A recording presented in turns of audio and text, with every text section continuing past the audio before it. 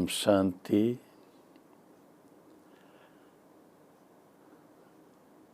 खुशियों के सागर परमपिता परमात्मा शिव और आपके साकार माध्यम पिता श्री ब्रह्मा बाबा, बाप दादा के सभी खुश नसीब नूरे रत्नों को मधुबन से, चाहे आप भारत में हैं चाहे आप विदेश में हैं, सभी निमित्त सेवा केंद्र इंचार्ज बहनों व भाइयों तथा गृहस्थ व्यवहार में रहने वाले, कुमार जीवन में रहने वाले, कुमारी जीवन में रहने वाले, लेकिन बाबा के नूरे रत्नों सभी को सीज़न की ग्रीटिंग्स कहेंगे। कुछ दिन पहले हमने 25 तारीख को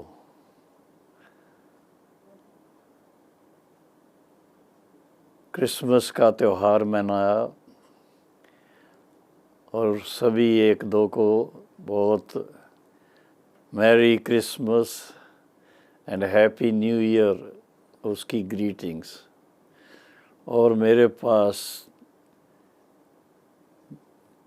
भारत तथा विदेश से कई स्थानों से ग्रीटिंग्स के मैसेजेस आए हैं, बहुत सुंदर मैसेजेस। और वो मैसेजेस का सार बहुत अच्छा, वही मैरी क्रिसमस, खुशियाँ मनाने की बात। तो आज हम खुशनुमा स्थिति कैसे रहे, खुशनुमा, सदा मन खुश रहे, उसका जवाब तो आज के महावाक्यों में, मुरली के अंदर, साकार मुरली के अंदर बाबा ने बहुत प्यार से जवाब दिया। मनमना भाव होने से मन खुशियों के सागर बाप दादा के साथ लग जाएगा। आप देखेंगे, साकार को देखा और अव्यक्त बाप दादा को गुलजार दादी जी के द्वारा देखा। उनके चेहरे पर कभी भी आपको ऐसा नहीं लगा होगा जब बाबा के चेहरे पर मुस्कान ना हो, चाहे संदेशी के द्वारा और चाहे साकार ब्रह्मा बाबा के द्वारा, पर चेहरा हमेशा खुशनुमा देखने में मिलता था। और वो मुझे दिन याद आते हैं, बाई चांस किसी को थोड़ा कोई विचार चल रहा हो और उनका थोड़ा चेहरे पर वो रौनक ना हो, खुशी ना हो, और साकार बाबा का कहीं वो उसके तरफ ध्यान गया, तो बाबा पूछेंगे, बच्ची क्या बात है, क्या सोच रही हो, ऐसा चेहरा क्यों है, तुम्हारी माँ ने शरीर छोड़ा है क्या, तुम्हारी सास ने शरीर छोड़ा है क्या। ऐसे करके बाबा जो कोई सोच में भी हो वो उसको मुस्कुराने के लिए प्रेरणा दे देते थे, क्योंकि बाबा का एक विशेष सबसे बड़ी बात जो है कि इसी एक छोटी सी बात के जानने के फलस्वरूप मैं कौन और मैं किसकी संतान, जैसे दादी जानकी जी कहते थे, मैं कौन मेरा कौन, और मैं किस लिए इस दुनिया में हूँ। अब ये है बड़ी छोटी सी बात, लेकिन इसके अंदर कितना राज समाया हुआ है। जब हम मैं कौन सोचते हैं तो याद आ जाता है इस देह के अंदर मैं देही, मैं आत्मा हूँ, और मुझ आत्मा में जैसे आज बाबा ने कहा, देखो आत्मा इतनी छोटी, ज्योति बिंदु समान, लेकिन उसमें 84 जन्मों का पूरा पार्ट भरा हुआ है। अब आप आश्चर्यवत नहीं होंगे, सोचिए तो सही, 84 जन्म 5000 वर्ष के अंदर जो लेते हैं, एक एक जन्म का, सारी जन्म की कहानी संस्कारों में भरी हुई है। और जब उसको अगर जान लें तो उससे मन खुश हो जाता है, क्योंकि ज्ञानवान आत्माएं जो हैं उनको अच्छी तरह से ये ख्याल में आता है कि हमारी जीवन यात्रा की शुरुआत इस संसार के अंदर सतयुग से होती है। सतयुग अर्थात जिसमें देवी देवताएं विराजमान हैं, देवी देवताओं का राज है, जिसमें श्री लक्ष्मी श्री नारायण का राज है, जिनका बचपन श्री राधे कृष्ण है, और उनके देवी देवताओं के चेहरे पर आपको कभी भी मायूसी नज़र नहीं आएगी, चिंता नज़र नहीं आएगी, दुख की कोई लहर नज़र नहीं आएगी, सोच विचार में नहीं होंगे, सदा मुस्कराते रहेंगे। तो चेहरे की जो मुस्कान है उसका आधार क्या है? उसका आधार है जब आत्मा स्वयं को सर्व प्राप्ति स्वरूप महसूस करती है। जब हम सतयुग की बात करते हैं तो सतयुग में पहली बात अपने सत्य स्वरूप में स्थित है। दूसरी बात, जो भी वहाँ पर इंटरैक्शन होते हैं, कारोबार कुछ ना कुछ तो रहता ही है, पर कारोबार के अंदर भी जो कारोबार चलती है तो सुख देने और सुख लेने की कारोबार। किसी को वहाँ दुख क्या चीज़ होती है उसका पता ही नहीं है।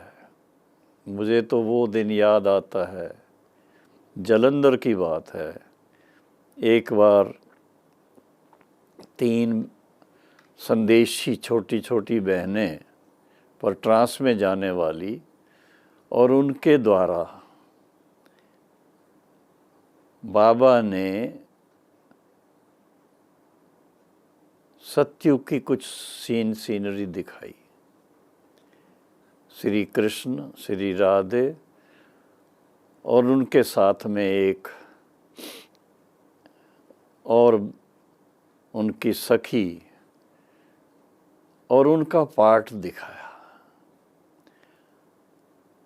और उस पार्ट में कुछ आपस में मिल कर के रास करने का भी पार्ट था। अब रास तो वो कर रहे थे जैसे वो सतयुग में हो, राधे कृष्ण के रूप में, लेकिन थे तो यहाँ, हाँ, जालंधर में। और रास करते करते जो दरी के ऊपर सफ़ेद चादर बिछाई हुई थी, वो चादर पाँव में फंस गई और श्री कृष्ण जी थोड़ा सा नीचे झुक गए।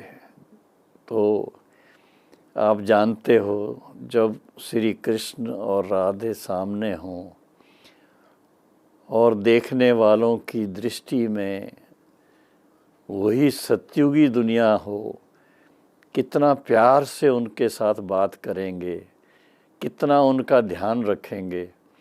और उस समय किसी ने श्री कृष्ण जी के पार्ट वाली जो बहन थी उनसे पूछा, बहन नहीं कहेंगे लेकिन श्री कृष्ण जी से पूछा, आपको चोट तो नहीं लगी? तो श्री कृष्ण जी उनको ऐसे देखने लगे, ये क्या कह रहे हैं, क्योंकि सतयुग में कोई वहाँ पर दुख देने वाली बात ही नहीं होती है। ना मनसा में दुख, ना नैनों के द्वारा दुख, ना वाणी के द्वारा दुख, ना कर्म के द्वारा दुख। ना दुख देना, ना दुख लेना, सुख देना, सुख लेना, यही वहाँ का माहौल है। तो खुशनुमा जीवन के आधार है कि जब हम उस संस्कारों को हम इमर्ज करते हैं, हमारे जो सतयुगी संस्कार हैं, जो संपूर्ण पावनता के संस्कार हैं, पवित्रता के संस्कार हैं, मन वाणी कर्म से उन्हीं को व्यक्त करते हैं, तो जीवन बड़ा खुशनुमा रहता है। खुशनुमा जीवन हर एक को, स्वयं को भी पसंद आता है, अपने नियर एंड डियर वंस, हमारे लौकिक में माता पिता भाई बंधु बहन और इसके साथ में पति पत्नी कोई भी हो, बच्चे हों, सब खुश रहते हैं तो अच्छा लगता है। और अगर कोई का चेहरा थोड़ा मायूस नज़र आए, देखने में थोड़ा चिंता में नज़र आए, तो अच्छा नहीं लगता है और रहा नहीं जाता उनसे पूछे बिना, भाई आज क्या बात है, किस विचारों में हैं आप, क्या सोच रहे हैं आप। तो जो कोई बात मन में होती है वो जब शेयर करते हैं, करते करते लाइट हो जाते हैं और उसके बाद उनके चेहरे पर वो जो मायूसी थी वो चली जाती है। लेकिन यही बात हम कहते हैं कि जब सतयुगी संसार है, सतयुगी दुनिया है, तो वहाँ पर सबसे पहली बात है कि धन धान्य संपन्न है, किसी चीज़ की कमी नहीं है। और फिर जैसा स्वर्गलोक की बातें आप कहानियों में भी पढ़ते हैं, सुनते हैं, कथाओं में भी सुनी हुई हैं, और फिर इसके बाद आप देखो उसकी निशानी इस कलयुगी संसार में भी जब कोई शरीर छोड़ता है तो क्या कहते हैं, या तो कहेंगे परलोक पधारा और या कहेंगे स्वर्ग पधारा। स्वर्ग जाने की बात करते हैं तो स्वर्ग का मतलब क्या हुआ? स्वर्ग का मतलब ही है जो स्वर्णिम युग है, जिसमें के सोना, हीरे, जवाहरात उससे सब भरपूर हैं। इतने तक भरपूर हैं जो उनके जो वहाँ मकान बनते हैं, जिसको हम कहेंगे कि महलों के जो दीवारें बनती हैं, उनका जो खिड़कियां दरवाजे बनते हैं, उनका जो फर्नीचर बनता है, सब में हीरे जवाहरात लगे हुए होते हैं। तो उससे आप सोच सकते हैं कि उस समय जो देवी देवताएं, श्री लक्ष्मी, श्री नारायण, श्री राधे कृष्ण, या उनके साथ में दूसरे प्रिंस प्रिंसेस या आम जनता कोई भी होंगे, पर सब धन धान्य भरपूर होंगे। सबके मस्तक पर ऐसी ग्लो होगी, चमक होगी, और रतन जड़त सुनहरी ताज होंगे। और इसके साथ में उनकी जीवन में जो पवित्रता है, पावनता है, जो बड़ी स्वाभाविक रूप से है, नेचुरल, वो नेचुरल पवित्रता जो है, उसके प्रकंपन भी महसूस होते हैं। और उसके साथ साथ जो यही कहेंगे कि आपस में जब मिलते हैं तो वही मुस्कुराते हुए नैनों से एक दो को विश करते हैं। कोई बड़े हों तो उनके सामने जो छोटे होंगे, महाराजा महारानी होंगे तो उनके आगे जो सेवा करने वाले होंगे, तो वो भी कोई पाँव नहीं पड़ते हैं, हाथ नहीं जोड़ते हैं, लेकिन ऐसे करके थोड़ा आंख नीचे करते हैं, इज्जत देने के लिए। एक प्रकार से ये वहाँ का रस्म और रिवाज है। लेकिन यही कहेंगे कि वो भी खुशनुमा चेहरे से करेंगे, तंग आकर के नहीं, दुखी होकर के नहीं। वहाँ है ही नहीं, दुख क्या होता है उसका ज्ञान ही वहाँ पर नहीं है। अब आप भाई बहनों और भाइयों सोचिए,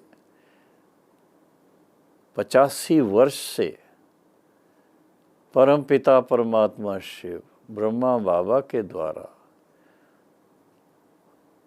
और बाद में दादी गुलजार जी के द्वारा हम बच्चों को उसकी याद दिलाते दिलाते आज 85 वर्ष हो गए। और क्या कहते हैं कि अभी बस सतयुग आया कि आया। हाँ, इसके साथ सावधान भी करते हैं कि कलयुग का जो अंतिम समय है, अंतिम समय भी जाते जाते अपना रूप तो दिखाएगा। जो भी मनुष्य आत्माएं इस धरा पर होंगी, उनके आगे बहुत परीक्षाएं आएंगी। तबीयत की परीक्षाएं, धन की परीक्षाएं और नेचर की परीक्षाएं। तूफान आएंगे, घमासान बारिश होगी, और फिर साथ में कभी सूखा भी पड़ेगा, अनाज कभी बहुत होगा, कभी नहीं मिलेगा। कई प्रकार की समस्याएं आएंगी, कई प्रकार के क्या कहें, शारीरिक रोग दुख, वो सब आएंगे, और सामाजिक समस्याएं भी बहुत आएंगी। तो ये सब बातों को देखते हुए शिव बाबा हम बच्चों को, शिव बाबा है ज्ञान का सागर, तो ज्ञान भी देते हैं और साथ में वो दिव्य दृष्टि दाता, दिव्य चक्षु विधाता है। तो हम बच्चों को दिव्य दृष्टि के द्वारा स्वर्णिम युग की सीनरी दिखाते रहते हैं और फिर साथ में वहाँ का रहन सहन कैसा होगा, वहाँ की दिनचर्या कैसी होगी, क्या आनंद आएगा उसमें। सुबह से शाम तक भिन्न भिन्न समय पर भिन्न भिन्न प्रकार की जो एक्टिविटीज़ होती हैं, उसके अनुसार अलग अलग ड्रेसेस, अलग अलग ज्वेलरी, अलग अलग ताज, जो भी आवश्यकता जिस समय होगी वैसा करेंगे।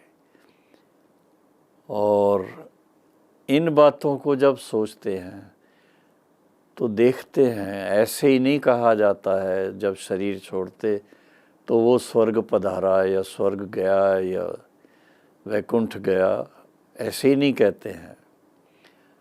परम पिता परमात्मा जो सतयुगी दुनिया की स्थापना के लिए विशेष सारे कल्प में एक ही बार अवतरित होते हैं, अवतरित होकर के ब्रह्मा बाबा को पहले तो दिव्य साक्षात्कार कराते हैं और फिर उनके द्वारा जन जन की सेवा करते हैं, अनेक आत्माओं को ज्ञान के द्वारा जागृत करते हैं और उसके साथ साथ दिव्य दृष्टि के द्वारा वो दिव्य सीन दिखाते हैं जो आने वाले पुरुषोत्तम संगम युग और इसके साथ सतयुगी संसार की जो सीनरी है वो भी सीन दिखाते हैं।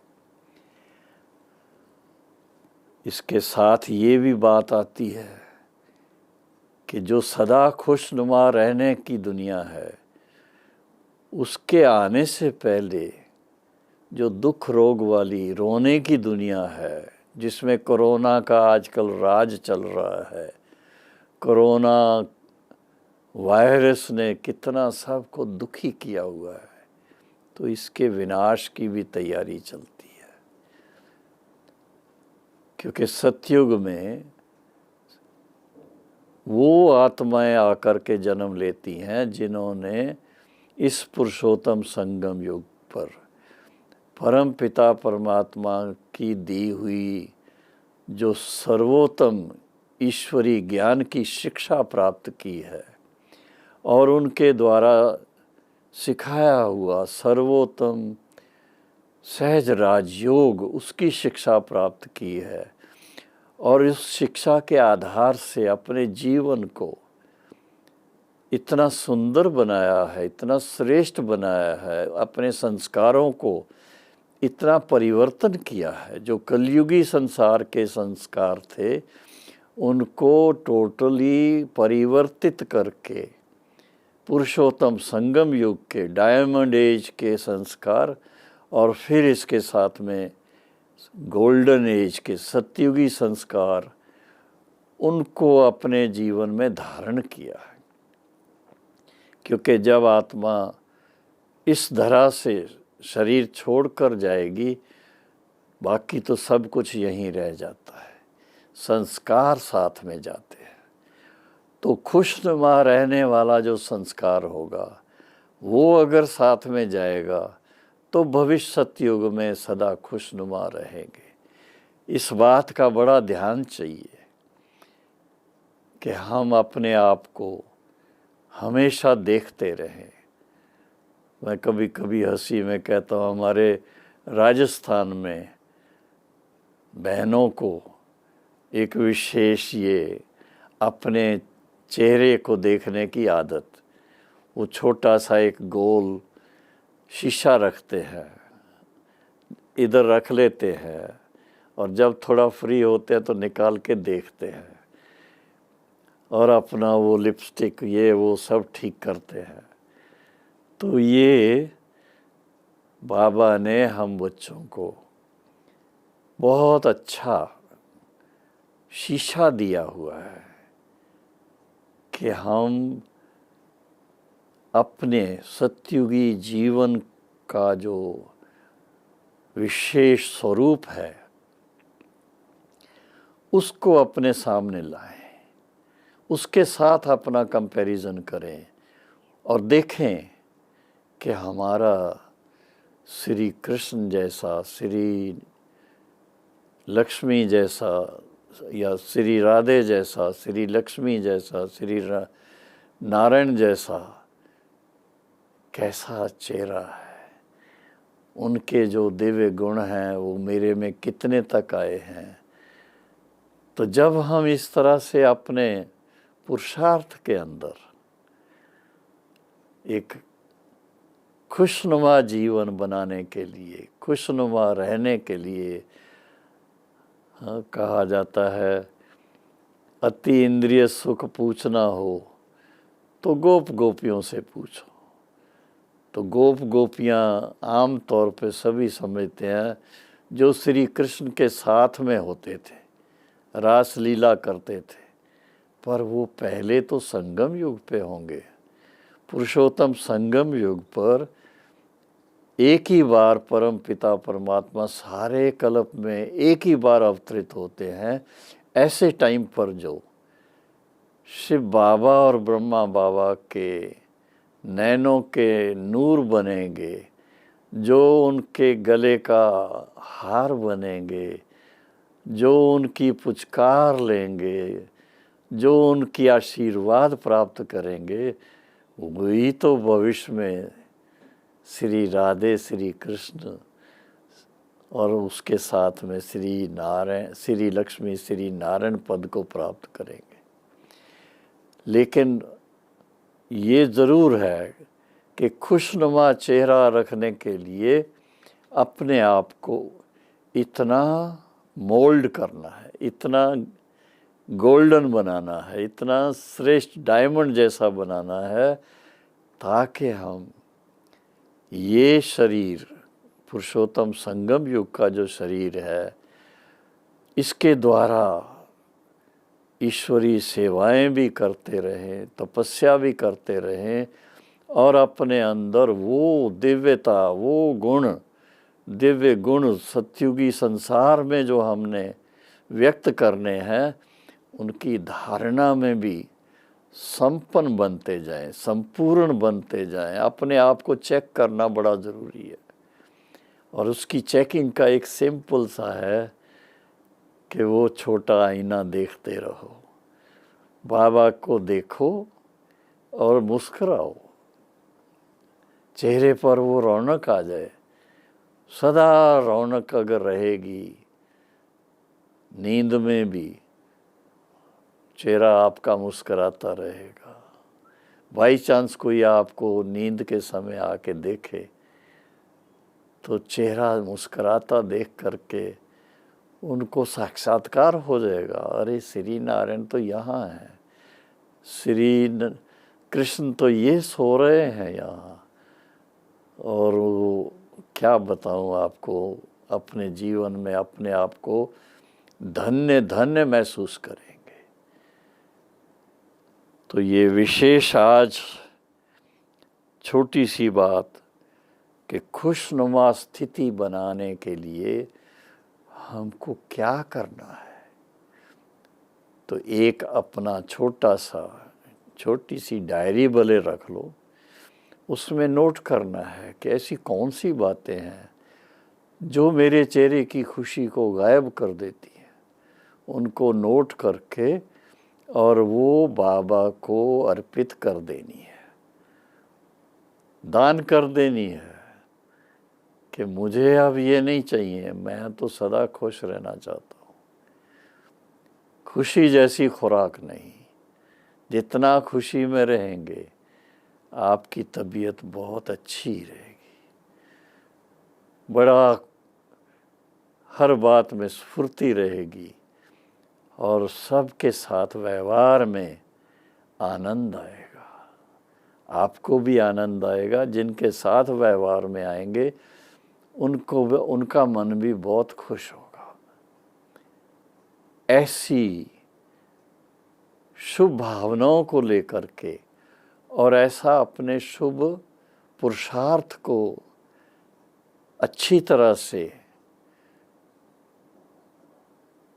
पुरुषार्थ करें कि हमारे संस्कार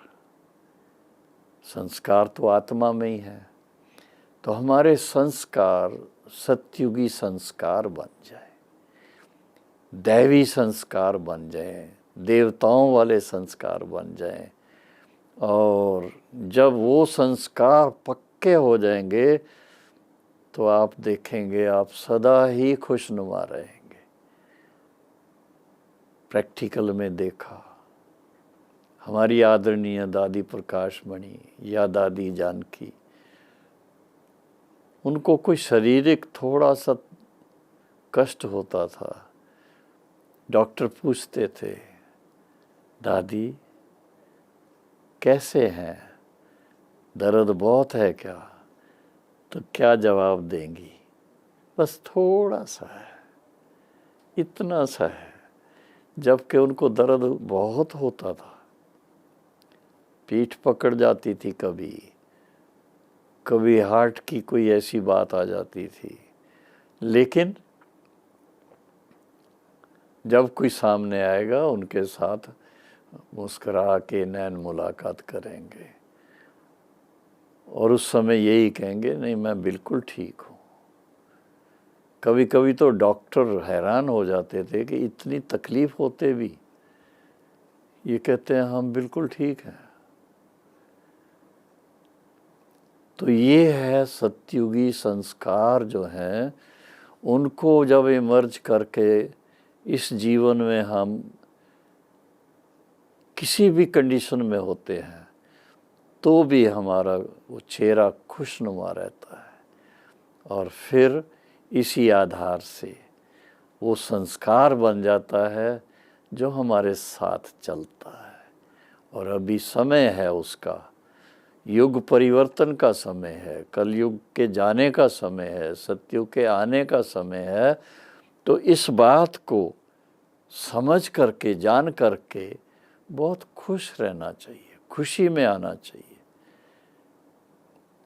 और उसके लिए अपना मन मना भाव करके शिव बाबा के साथ लगा के रहेंगे और अपने भाग्य की सदा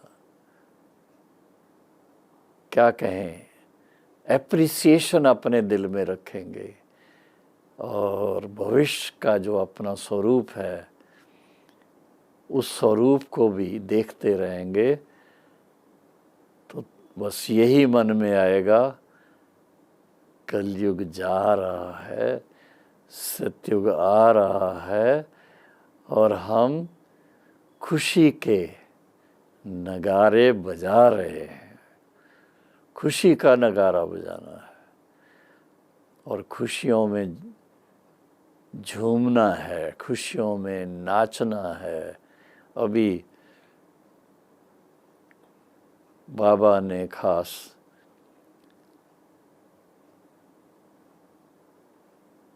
विशेष हमारे जो विदेश के भाई बहने हैं, वो जब यहाँ मधुबन में क्रिसमस के टाइम पर आए हुए थे तो उस समय बाबा ने खास उनको इशारा दिया, खूब नाचो, गाओ, खाओ, पियो, लेकिन एक ही बात बुद्धि में रखो, बस अब हम सतयुग में जा रहे हैं, कलयुग जा रहा है। सतयुग में जा रहे हैं, कलयुग जा रहा है। जब ऐसी भावना दिल में सदा रहेगी तो आपका चेहरा सदा खुशनुमा रहेगा, आपकी स्थिति सदा खुशियों से भरी हुई होगी और इस दुनिया में चलते हुए आपके पाँव जो हैं ऐसे चलेंगे जैसे आप रास कर रहे हैं, डांस कर रहे हैं।